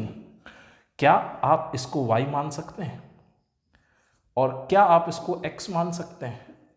और y समानुपाती x, मान लीजिए कि अंतःक्षेप या अंतःखंड C शून्य है और m का कुछ मान होगा, y समानुपाती x तरह की जो समीकरण है वो तो सरल रेखा प्रदान करती है। इसका मतलब इसका जो वक्र बनने वाला है वो सरल रेखा बनने वाला है। x की जगह हमने रखा है रूट एल, टी की जगह हमने रखा है y या y की जगह रखा है टी, एक ही बात है।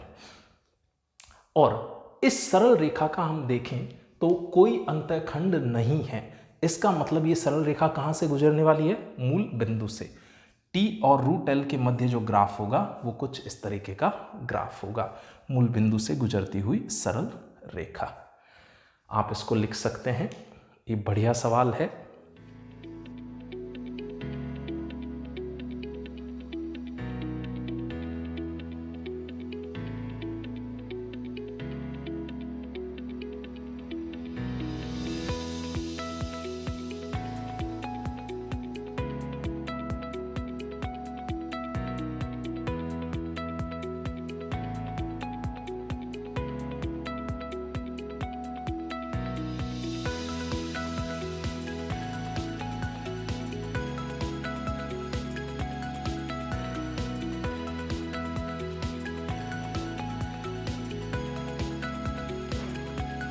चलिए अगला टॉपिक शुरू करते हैं, परवलय, और अंग्रेजी में इसको कहा जाता है पैराबोला। ठीक है, यहाँ हम इसकी व्यापक समीकरण लिख लेते हैं। भौतिक विज्ञान में कई सूत्रों का जब आप ग्राफ बनाएंगे तो आपको परवलय की आवश्यकता पड़ेगी। परवलय की व्यापक समीकरण है y बराबर ax² plus bx plus c। अभी उदाहरणों की सहायता से हम इसको समझ भी लेते हैं। जैसे मानिए किसी उदाहरण के लिए b और c 0 है, तो हमारे पास मान आया y बराबर ax²। अगर इस तरह का परवलय हो तो हमें ये ध्यान रखना है कि ये परवलय जहाँ घात 2 है उस अक्ष को तो छुएगा और जहाँ घात 1 है वहाँ परवलय का फोकस रहा होगा। मैं इसको बना रहा हूँ, फिर से इसको समझाऊंगा। परवलय कुछ इस प्रकार का बनने वाला है। इस उदाहरण के लिए ये x अक्ष को छुएगा और y अक्ष पर इसका फोकस होगा। x की घात 2 है, अगर x की घात 2 है तो ये x अक्ष को छू रहा है और धनात्मक y अक्ष पर परवलय का फोकस होगा। ठीक है, एक और उदाहरण लेते हैं। जैसे y बराबर अपन ने लिखा -ax², ये अभी भी x अक्ष को छू रहा होगा और ये ऋणात्मक चिन्ह आप यहां ले जा सकते हैं, यानी कि इस तरह के परवलय का जो फोकस है वो ऋणात्मक y अक्ष पे होगा। तो परवलय इस प्रकार का बनाया जा सकता है, ऐसा परवलय जो x अक्ष को छू रहा हो और परवलय का जो फोकस है वो कहीं ऋणात्मक y अक्ष पे रहा होगा। जैसे वृत्त का एक केंद्र होता है वैसे ही परवलय का अपना एक फोकस होता है। ठीक है, ये बात। यहाँ b और c के मान हम 0 लेके चल रहे हैं। अच्छा, अगली समीकरण, अगला उदाहरण देखें। यदि ऐसा हो x बराबर ay², ये भी परवलय को दिखाएगा। इस परवलय में y की घात 2 है, इसका मतलब ये y अक्ष को छुएगा और इसका जो फोकस है वो x अक्ष पर रहा होगा। कौन सी x? धनात्मक x पर। तो ये ग्राफ मैं यहाँ बना रहा हूँ, इस तरह का कुछ वक्र बनने वाला है। परवलय का जो फोकस होगा वो यहाँ कहीं होगा धनात्मक x अक्ष पर और ये परवलय को y अक्ष टच कर रहा होगा, छू रहा होगा। एक और ग्राफ लेते हैं। मानिए कि आपने लिखा x बराबर -ay²। y की घात 2 होने का मतलब, अब आप सोचिए परवलय का आकार कैसा दिखेगा। y की घात 2 होने का मतलब ये परवलय y अक्ष को छू रहा होगा, और ऋणात्मक चिन्ह आप यहाँ x के साथ ला सकते हैं, तो -x पर इसका फोकस होगा। तो कुछ इस प्रकार का परवलय बनेगा, ऐसा परवलय जो y अक्ष को तो छू रहा हो और जिसका जो फोकस है वो -x अक्ष पर कहीं रहा हो। ठीक है, ये तो हुए परवलय के 4 मुख्य प्रकार जो सामान्यतया भौतिक विज्ञान में उपयोग में आएंगे।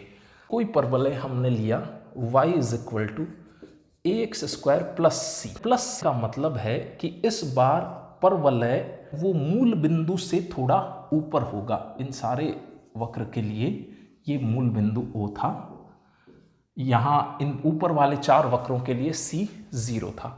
अब जो अगला उदाहरण हम ले रहे हैं उसमें C अशून्य राशि है, ये कुछ धनात्मक मान है। तो ग्राफ कुछ इस तरीके का बनेगा, x², यानी कि परवलय को आप ऐसे दिखाएंगे, ये x हो गया और ये y हो गया, और ये मान जो है वो धनात्मक C का मान है। कैसे? x को आप 0 रख के देखें, x को 0 रखते ही y का मान आना चाहिए C, तो x को जब आप 0 रखेंगे तो y का मान आएगा C। +C जोड़ने का मतलब है ये परवलय थोड़ा सा ऊपर चला गया है। आई बात समझ में? अच्छा, इसी चीज़ को फिर से देखें, अगर मान लो y = ऐसा दिया गया होता -ax² + c, आप सोचें इस परवलय का आकार कैसा दिखेगा, शेप कैसी दिखेगी। x² का गुणांक ऋणात्मक है, ठीक है, तो परवलय का जो मुख है वो नीचे की तरफ होगा। अगला उदाहरण लेते हैं, y = ax² + bx + c, और आखिरी अगर y = -ax² + bx + c कुछ रहा हो तो जो परवलय है वो कुछ इस प्रकार का आकार लेगा। यहाँ आप एक ट्रिक भी सीख सकते हैं कि अगर x² का गुणांक ऋणात्मक रहा हो तो परवलय का मुख नीचे की तरफ खुलता है। यहाँ देखें x² का गुणांक धनात्मक है, परवलय का मुख ऊपर खुल रहा है। यहाँ x² का गुणांक ऋणात्मक है, परवलय का मुख नीचे खुल रहा है। इन परवलय आकृतियों का भौतिक विज्ञान में बहुत उपयोग है। जैसे अगर कोई फुटबॉलर किसी फुटबॉल को किक करता है तो वो फुटबॉल हवा में परवलयाकार पथ पर गति करता है। उसकी समीकरण कैसे दी जाती है? अगर किसी फुटबॉलर ने फुटबॉल को किक किया और मान लीजिए उसकी पथ की समीकरण आप ऐसे देते हैं, y = -3x² + 2x + 5।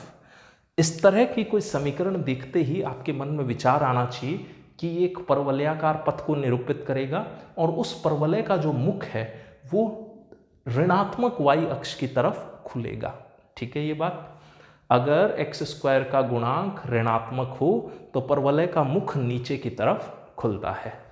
कुछ और उदाहरण लेते हैं, जैसे आपने गतिज ऊर्जा का सूत्र शायद पढ़ रखा हो, गतिज ऊर्जा K = 1/2 mv² लिखा जाता है।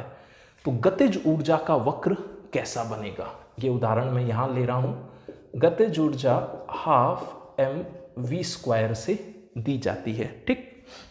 अब m और 2 इनको आप नियत मान लें, ठीक है। k को आप समतुल्य माने y के, ये m और 2 ये आप मान लें a के समतुल्य, और ये जो v² है क्या आप इसको x² मान सकते हैं? तो ये ऐसा ही तो बन रहा है, y = ax²। इसका मतलब गतिज ऊर्जा और v में जब आप ग्राफ बनाएंगे, गतिज ऊर्जा और चाल में जब आप ग्राफ बनाएंगे, मैं यहाँ बना भी देता हूँ, यहाँ आपने v लिया, यहाँ आपने k लिया गतिज ऊर्जा, तो इनका जो ग्राफ है वो परवलयाकार आएगा, इस तरह का ग्राफ बनेगा। ठीक है ये बात? तो भौतिक विज्ञान में इस तरह हमें चीज़ों की आवश्यकताएं पड़ेगी। चलिए आगे बढ़ते हैं।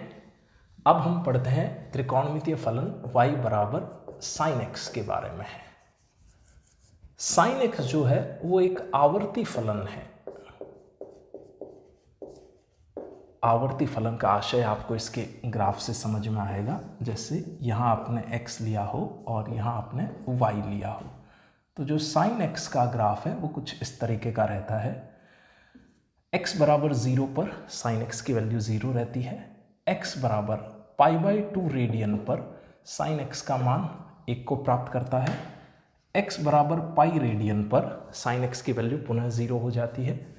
x बराबर 3π/2 रेडियन पर ये मान -1 को प्राप्त करता है। ये मान यहाँ वाला -1 रहा होगा, ठीक है।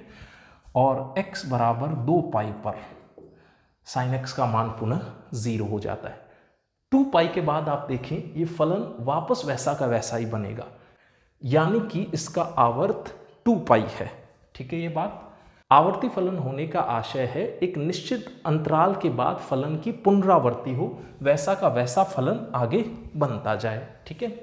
तो अगर कोई आपसे पूछे कि इसका आवर्त कितना है, तो इसका आवर्त है 2π रेडियन। हम ये सारे मान यहाँ पे x के रेडियन में लेके चल रहे हैं। अगर कोई पूछे साइन x फलन की परास कितनी है, तो इसकी परास होती है -1 से 1 के मध्य। साइन x फलन की परास -1 से 1 के मध्य कुछ भी हो सकते हैं। आप देख सकते हैं न्यूनतम मान -1 हो सकता है और उच्चतम मान 1 हो सकता है।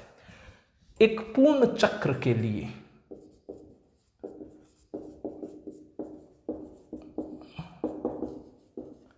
अगर आपसे कोई साइन x का औसत मान पूछे, गणित में औसत मान को दिखाने के लिए इस तरह के कोष्ठक का प्रयोग किया जाता है, तो आप बता सकते हैं क्या उत्तर आएगा।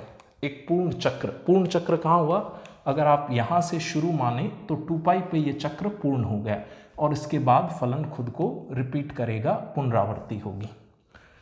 एक पूर्ण चक्र के लिए जो औसत मान आएगा साइन फलन का वो 0 आने वाला है। उसका कारण ये है कि जितना क्षेत्रफल यहाँ आपको धनात्मक में मिलेगा, ठीक उतना ही क्षेत्रफल आपको यहाँ ऋणात्मक भी मिलेगा। तो अगर मानिए कि ये +a है, वो -a है, +a मिलके 0 हो जाएगा। एक महत्वपूर्ण बात है, इसकी ज़रूरत हमें आगे पड़ेगी, ठीक है। जैसे प्रत्यावर्ती धारा वाले पाठ में आपको इसकी ज़रूरत पड़ेगी। चलिए अगला फलन लेते हैं cos x। यहाँ इसको मैं लिख देता हूँ y = cos x। इसका भी हम ग्राफ बनाने की कोशिश करें तो ये x अक्ष है और ये y अक्ष है।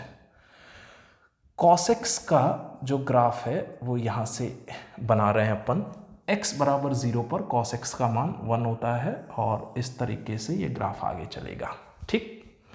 जब आप x बराबर π/2 रेडियन रखेंगे तो π/2 रेडियन पे cos x का मान 0 हो जाएगा। आप यहाँ पे पाई रेडियन रखें तो cos x का जो मान है वो -1 को प्राप्त करेगा, ठीक। फिर आप यहाँ रखें 3π/2 रेडियन तो cos x का मान हो जाएगा 0 और यहाँ आपने रखा 2π रेडियन।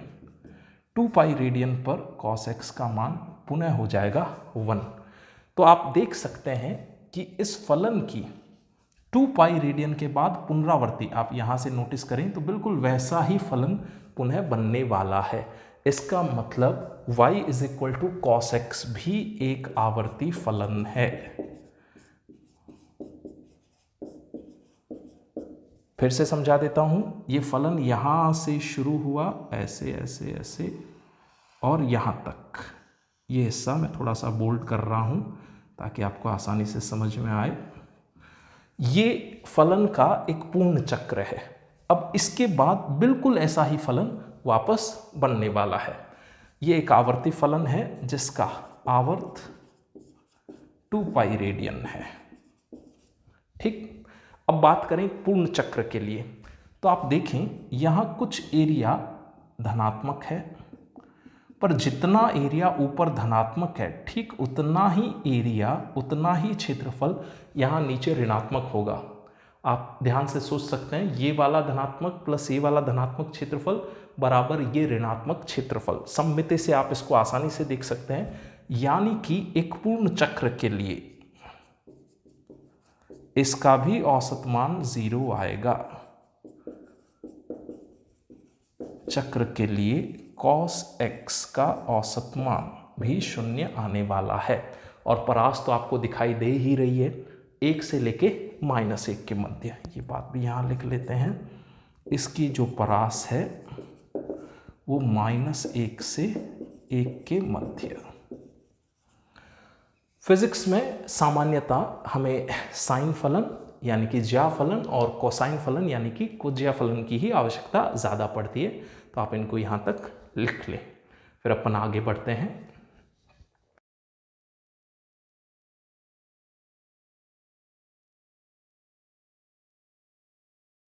अगला फलन है दीर्घवृत्त, इसको इंग्लिश में लिखते हैं एलिप्स। दीर्घवृत्त का जो व्यापक समीकरण है x² by a² plus y² by b² is equal to 1। भौतिक विज्ञान में दीर्घवृत्त की कहाँ आवश्यकता पड़ेगी? पृथ्वी सूर्य के चारों ओर चक्कर लगाती है, वो किस तरह का पथ है? सरल रेखा तो नहीं है, वो पथ वास्तव में दीर्घवृत्ताकार पथ है। तो वहां अपने को इस तरह की समीकरणें देखने को मिलती है गुरुत्वाकर्षण वाले पाठ में। चलिए, दीर्घवृत्त दिखता कैसा है? ये एक दीर्घवृत्त है। इस दीर्घवृत्त के लिए मैं अक्ष बना देता हूं, ये धनात्मक x अक्ष, ये धनात्मक y अक्ष। यहां पे ये भुजा A कहलाती है, ये वाली, और ये भुजा कहलाती है B। इस दीर्घवृत्त में आपको दिखाई दे रहा है कि A का मान B से बड़ा है। यहां A का मतलब है अर्ध मुख्य अक्ष और B का मतलब है अर्ध लघु अक्ष। ठीक है, इसको इंग्लिश में कहा जाता है सेमी मेजर एक्सिस और इसको कहा जाता है सेमी माइनर एक्सिस। आप कुछ अंग्रेजी के शब्द भी याद कर लें तो ये बढ़िया रहेगा। कई बार ऐसा भी हो सकता है कि B का मान A से बड़ा रहा हो। अब इसका भौतिक विज्ञान में कहाँ उपयोग रहता है ये अपन यहाँ देख लेते हैं। हालांकि या फिर से पढ़ेंगे जब आप पढ़ेंगे सरल आवर्त गति या SHM। अभी बस जानकारी के लिए मैं आपको बता रहा हूँ, इसकी पूरी डिटेल, इसकी पूरी व्याख्या आप सरल आवर्त गति में पढ़ेंगे। वहाँ आप एक समीकरण देखेंगे, v बराबर omega root of a² minus x²। मैं फिर से बोल रहा हूँ, v बराबर ओमेगा, ये w नहीं है, ये ग्रीक अक्षर है, इसको बोलते हैं omega, root of a² minus x²। आपसे एक प्रश्न पूछा जाए, v व x के मध्य वक्र बनाइए, तो आप क्या करें? हल मैं यहाँ लिख देता हूँ, आप सोच सकते हैं वक्र कैसा दिखना चाहिए। हल करने के लिए मैं ओमेगा को यहाँ भाग दे के लिख रहा हूँ, तो ये बचा v बटा omega is equal to root of a² minus x²। ये बात ठीक है। दोनों तरफ वर्क करने पर ये बचेगा v² बटा ओमेगा² is equal to a² minus x²। ये समीकरण हम कहाँ से लेके आए? हमने दोनों तरफ वर्ग किया। सरल सी गणना है, थोड़ा सा ध्यान से देखने से आपको समझ में भी आ जाएगी। ठीक, मैं x² को इधर ले आता हूँ, तो ये बचा x² प्लस v² बट्टा ओमेगा² इज इक्वल टू a²। अब इस पूरी समीकरण में मैं a² का भाग दे देता हूँ, तो ध्यान से देखिए ये क्या बना, x² by a² plus v² by ओमेगा² इज इक्वल टू 1। हमने क्या किया, पूरी समीकरण में a² का भाग दिया था, उससे कुछ इस तरह की गणना आपको प्राप्त हो गई थी।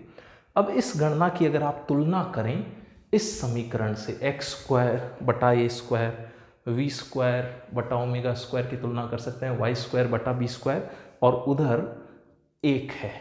इसका मतलब v और x के मध्य बनने वाला वक्र एक दीर्घवृत्त होगा। तो यहाँ अपन उसको बना लेते हैं। मान लीजिए कि इस तरफ आपने x लिया और इस तरफ आपने v लिया, कुछ इस तरह का दीर्घवृत्त प्राप्त होगा। ठीक है, ये बहुत ही अच्छा उदाहरण है आप वीडियो को पॉज करके एक बार ये सारी चीज़ें लिखें, फिर हम अगले टॉपिक पे चलेंगे।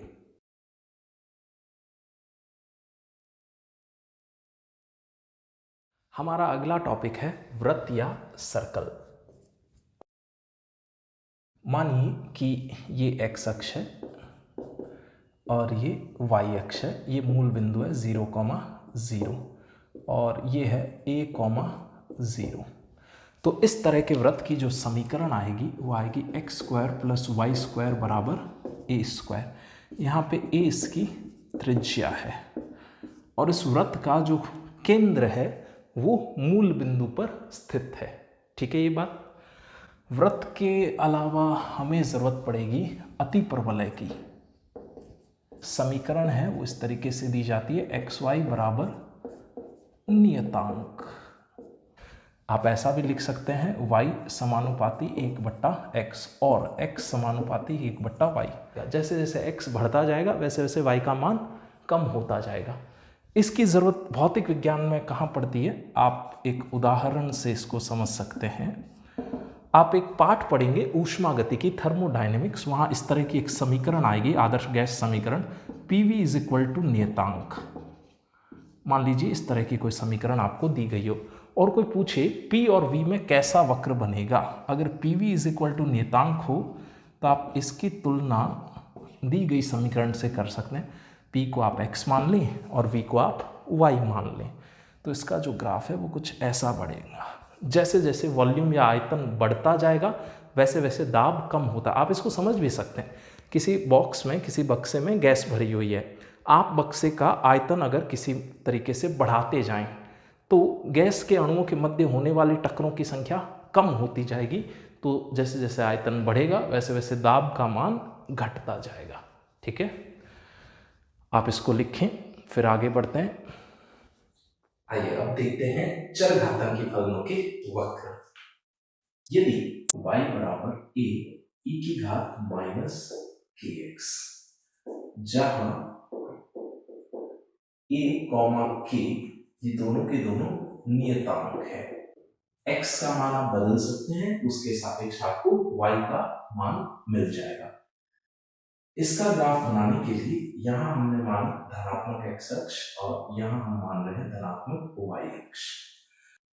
अब सबसे पहले हम रखेंगे x = 0। x = 0 रखने पर ये बना e⁻0। e⁻0 का आशय होता है 1। ये बहुत ही महत्वपूर्ण मान है, काफी जगह गणनाओं में काम आता है। e⁻0 का मतलब है भौतिक विज्ञान में, गणित में 1, और e की घात है -अनंत, तो फिर उसका उत्तर आएगा 0। e को बोला जाता है चरघातांक। ठीक है, चलिए ग्राफ बनाना शुरू करते हैं। x 0 रखने पर ये पद बना 1, तो हमारे पास y का मान बचा 1, यानी हमें एक निर्देशांक मिल गया यहां पे। अब उसके बाद यदि हम x का मान अनंत कर दें, x का मान अनंत कर दें तो ये बनेगा e⁻⁻⁻, और e⁻⁻⁻ हो जाता है 0, यानी कि x जब बहुत बड़ी राशि होगी तो फिर y का मान 0 की तरफ जा रहा होगा। ठीक है, तो ग्राफ जो है वो कुछ इस प्रकार से बनता है इसका। यूं x जब बहुत बड़ा मान होगा तो y का मान 0 के सन्निकट पहुंच रहा होगा। इस तरह के ग्राफ भौतिक विज्ञान में हमें कहां आवश्यकता पड़ेगी, इसका एक वास्तविक उदाहरण है रेडियो सक्रिय क्षय। ये आप आगे जाके पढ़ेंगे, अभी जब की जानकारी के लिए मैं यहाँ पे चीजें लिख रहा हूं। रेडियो सक्रिय क्षय जब आप पढ़ेंगे तो वहां एक इस तरह की समीकरण आएगी, n = n0 e⁻⁻λt। इसको बोलेंगे n0, इसको बोलेंगे लैम्डा। ये ग्रीक अक्षर है और आपको कहा जाए कि आप n और t के मध्य ग्राफ बनाएं, तो बिल्कुल ऐसा ही ग्राफ आपको मिलने वाला है। नियतांक n0 है, लैम्डा भी एक नियतांक है, और इस समीकरण से तुलना करके आप इस तरह का ग्राफ वहां बनाएंगे। ठीक है, एक और ग्राफ चरघातांकी फलन में जो भौतिक विज्ञान में उपयोग में आएगा। मानिए कि समीकरण आपको इस बार ऐसे दी जाए, y = a ब्रैकेट 1 माइनस ई की घात माइनस के एक्स। इसको भी हम आसानी से बना सकते हैं। यहां भी ये चीजें सत्य है, ए और के यहां पे भी नियतांक है, जहां ए कॉमा के नियतांक है। आप सोचिए इसका ग्राफ कैसा बनेगा। एक बार वीडियो को पॉज करके आप कोशिश करें। मैं इसको बोर्ड पे बनाने जा रहा हूं। ग्राफ बनाने के लिए फिर से हमने कार्तीय निर्देशांक तंत्र माना, ये x है, ये y है। सबसे पहले हमने रखा x बराबर 0। x बराबर 0 रखने पे आप देखें ये मान बना e की घात 0। e की घात 0 कितना बनता है? 1। 1 माइनस 1 ये बन गया 0। इसका मतलब जब x बराबर 0 होगा तो y का मान भी 0 होगा। जो वक्र है वो मूल बिंदु से शुरू होने वाला है। इसके बाद जो वक्र का आकार है कुछ ऐसा बनता है। और जब x का मान बहुत बड़ा हो, x बहुत बड़ी राशि हो, तो e की घात बन जाएगी माइनस अनंत। और e की घात माइनस अनंत हम जानते हैं 0 बनेगा। तो 1 माइनस 0, इस पूरे ब्रैकेट में, इस पूरे कोष्ठक में 1 बचेगा। 1 इंटू 1, तो यहां जो मान बन जाएगा वो बनेगा 1। ठीक है ये बात। अब इसका उदाहरण भौतिक विज्ञान में हमें इसकी कहां जरूरत पड़ती है? आप संधारित्र कैपेसिटर का एक पाठ पढ़ेंगे, संधारित्र का आवेशन निरावेशन। संधारित्र के पाठ में आप इस तरह की एक समीकरण पाएंगे, Q बराबर Q नॉट ब्रैकेट 1 माइनस ई की घात माइनस टी बटा आर सी। अब इसमें ये Q नॉट भी एक नियतांक है, ये R भी एक नियतांक है और C भी एक नियतांक है। आप इन दोनों समीकरणों की स्पष्ट रूप से तुलना कर सकते हैं। चलिए Q और T के मध्य एक ग्राफ बनाते हैं। तो यहाँ पे x अक्ष पे हमने लिया है T और y अक्ष पे हमने लिया है आवेश Q। ये ग्राफ बिल्कुल इसी ग्राफ की तरह बनने वाला है। तो समय जब अनंत की तरफ अग्रसर होगा तो ये राशि Q नॉट होगी। नीली वाली रेखा और काली वाली रेखा यहाँ कहीं प्रतिच्छेदित नहीं करती, ये कहीं दूर अनंत पे जाके मिलती है। ठीक है। ये ग्राफ और भी जगह काम आता है। जब बारिश की कोई बूंद जमीन की तरफ गिर रही होती है तो उस पर गुरुत्वीय बल भी लगता है और हवा के कारण एक प्रतिरोधी घर्षण बल भी लगता है। और कुछ समय बाद वो बूंद एक नियत वेग प्राप्त कर लेती है। कोई व्यक्ति यदि पैराशूट का उपयोग करते हुए किसी विमान से कूदे तो शुरू में तो उसका वेग बढ़ता है और उसके बाद एक समय ऐसा आएगा जब उसका वेग नियत हो जाएगा। उसके लिए भी अगर आप ग्राफ बनाएं तो इसी तरह का ग्राफ मिलता है। आप यहां तक चीजें लिखें, फिर अपन आगे बढ़ते हैं।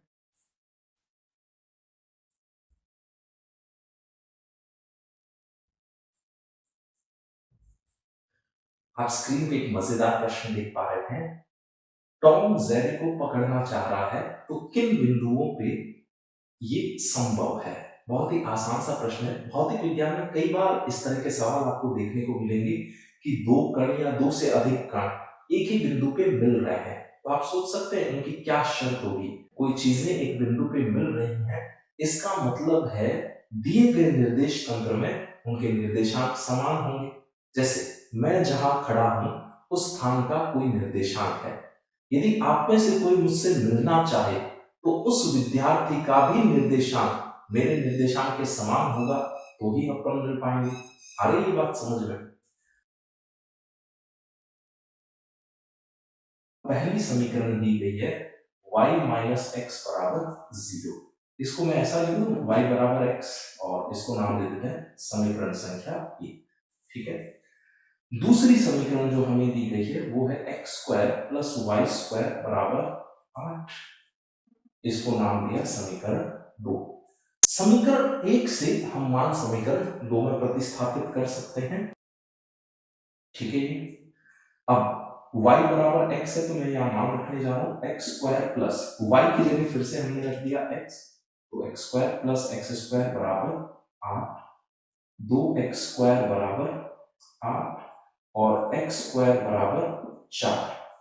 यहां से अगर आप मान हल करें तो x का मान आने वाला है प्लस एवं -2। ठीक है, आपको ये ध्यान रखना है, दो मान आएंगे, एक मान आएगा धनात्मक और एक मान आएगा ऋणात्मक, दोनों तरफ आपने वर्गमूल लिया। अगर x का मान +-2 है तो इसका मतलब y का मान भी तो +-2 ही होगा।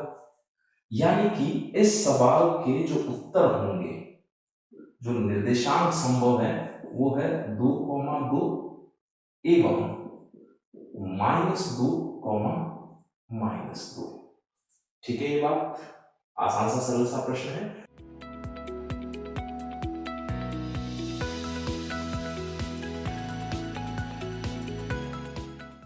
अब चैप्टर के अंतिम पड़ाव की ओर चलते हैं।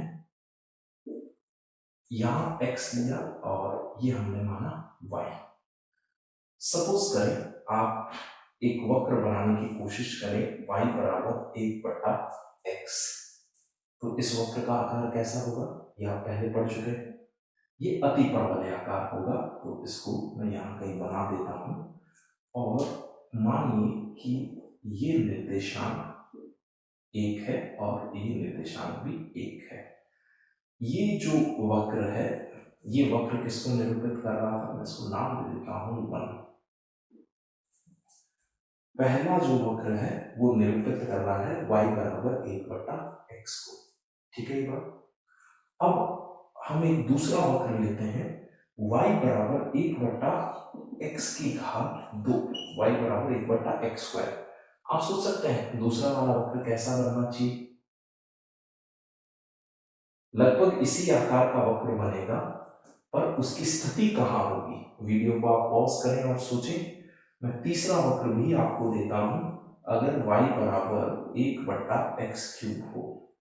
ये तीनों वक्र हमें एक ही जगह एक ही ग्राफ पे बनाने हैं, तो ये कैसे दिखेंगे आप कोशिश करें, फिर अपन इसको बोर्ड पे हल करते हैं। ये एक बढ़िया प्रश्न है सीखने के लिए। चलिए इसको देखते हैं। y बराबर 1/x² का ग्राफ जो है वो कुछ ऐसा आएगा, यहां से शुरू होते हुए इस बिंदु को काटते हुए कुछ इस तरह का ग्राफ बनेगा। और जो y बराबर 1/x³ का ग्राफ है वो कुछ इस तरीके से जाए। इस तरीके के मान क्यों बने उसको समझने के लिए आप ऐसे सोचें, यदि x को आप दुगुना कर दें, जो भी x का मान था आप उस मान को दुगुना कर दें। x को जैसे ही आप दुगुना करेंगे तो y का मान कम होगा। x जैसे जैसे बढ़ेगा y का मान इन तीनों फलनों में घटने वाला है।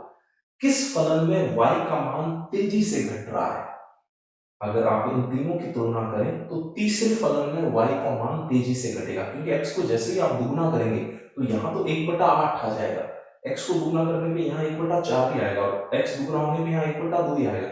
इसका मतलब तीसरे फलन में y का मान तेजी से घटने वाला है। अगर y का मान तेजी से घटने वाला है तो आप इन तीनों फलनों में देखें, यहां आप x में कुछ परिवर्तन करते हैं। जैसे इस वाले फलन की बात करें, इसमें x में कुछ परिवर्तन किया तो y में भी कुछ परिवर्तन हुआ। ऐसे आप नीले वाले फलन के लिए बात करें, x में कुछ परिवर्तन तो y में कुछ परिवर्तन। लेकिन आप लाल वाले फलन के लिए बात करें तो ये वक्र कुछ ऐसा आ रहा है। आप देख पा रहे हैं कि x में किसी परिवर्तन के लिए y में जो परिवर्तन का मान है वो लाल वाले फलन में सबसे ज्यादा है। ठीक है ये बात, तो आप इसको लिख लें, ये बहुत ही महत्वपूर्ण ग्राफ है। अब इसका भौतिक विज्ञान में काफी अध्यायों में उपयोग होता है। जैसे आप एक अध्याय पढ़ेंगे स्थिर वैद्युतिकी, उस स्थिर वैद्युतिकी वाले अध्याय में एक सूत्र आएगा E बराबर विद्युत क्षेत्र की तीव्रता KQ/R²। अभी के लिए आप मान के चले ऐसा कोई सूत्र होता है, और विभव का सूत्र आएगा KQ/R। अगर ये बहुत ही शानदार प्रश्न है, परीक्षा में पूछा जा सकता है, एक बार आप कोशिश करें वीडियो को पॉज करके, E और V इन दोनों के ग्राफ आपको एक ही पेपर पे बनाने हैं। K और Q नेतांक है। अगर आपने ये चीज ध्यान से समझी है तो आप शायद ग्राफ आसानी से बना पाएंगे। चलिए इसको बनाते हैं। सबसे पहले v वर्सेस r का ग्राफ बनाएं तो हमें पता है कि v समानुपाती 1/r है, ठीक। और ये ग्राफ बनेगा आयताकार अतिपरवलय है। तो v वर्सेस r का ग्राफ तो हमने कुछ ऐसा बना दिया। अब हमें e के बारे में बात करनी है। e समानुपाती है 1/r² के। अब इसको एक और तरीके से देख सकते हैं समझने के लिए। अगर r का मान बढ़ाया जाए तो दोनों ही राशियां घट रही है। कौन सी राशि का मान तेजी से घट रहा है? क्योंकि यहां r की घात 2 है तो e का मान तेजी से घटेगा। आप देखें r का मान बढ़ाया जा रहा है। r का मान बढ़ाने पे ये राशि किसी एक समय पे जाके बहुत ही छोटी हो जाएगी और r का मान बढ़ाने पे ये नीला वाला ग्राफ भी शून्य की तरफ अग्रसर होगा। कौन सा ग्राफ पहले शून्य की तरफ अग्रसर हो रहा है? आप ग्राफ को देख पा रहे हैं, नीला वाला ग्राफ जल्दी से यहां पहुंचेगा नीचे की तरफ। ये लाल वाला ग्राफ तो अभी और आगे जाएगा, समय लेगा। यानी कि r जैसे जैसे बढ़ेगा e का मान वैसे वैसे तेजी से कम होगा। ठीक है, ये बात आप यहां तक लिखें।